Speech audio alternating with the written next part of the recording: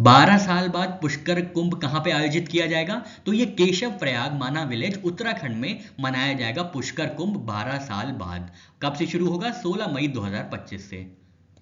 Russia और Ukraine के बीच पिछले 3 सालों में पहली बार डायरेक्ट टॉक्स कहां पे आयोजित की गई थी? तो ये 16 मई 2025 को इस्तांबुल टर्की में आयोजित की गई थी। पिछले 3 सालों से रशिया यूक्रेन में कोई डायरेक्ट टॉक नहीं हुई थी और ये 3 सालों में पहली बार है 16 मई 2025 को कि इस्तांबुल टर्की में रशिया और यूक्रेन ने आपस में बातचीत की थी और एग्री किया था 1000 प्रिजनर्स को स्वैप करने के लिए।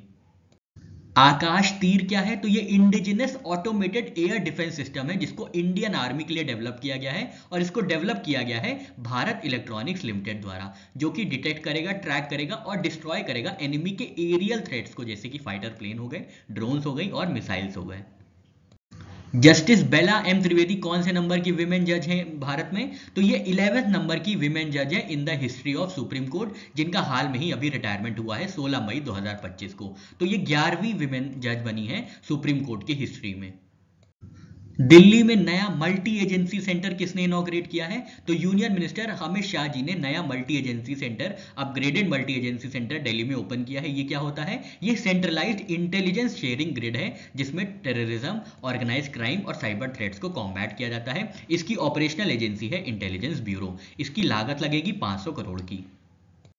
मई 2025 में मणिपुर हाईकोर्ट के नए चीफ जस्टिस किसको नियुक्त किया गया है? नए चीफ जस्टिस मणिपुर हाईकोर्ट के होंगे जस्टिस के सोमशेखर और ये रिप्लेस करेंगे जस्टिस डी कृष्ण कुमार को, जो 21 मई 2025 को रिटायर हो गए।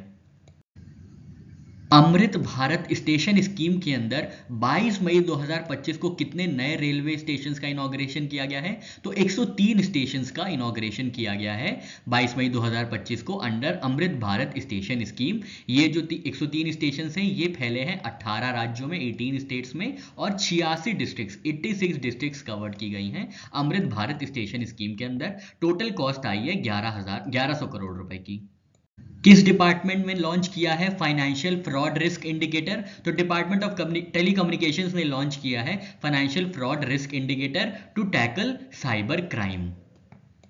International day for biological diversity कब ऑब्जर्व किया जाता है? तो हर साल 22 मई को international day for biological diversity observe किया जाता है। इस बार की थीम है harmony with nature and sustainable development. Supreme court ने कितनी मिनिमम लीगल प्रैक्टिस मैंडेटरी कर दी है जुडिशियल सर्विस में एंट्री करने के लिए? तो 3 साल की मिनिमम प्रैक्टिस होनी चाहिए, मिनिमम लीगल प्रैक्टिस होनी चाहिए जुडिशियल सर्विस में एंट्री करने के लिए। ये बताया गया है, ये मैंडेटरी किया गया है सुप्रीम कोर्ट द्वारा।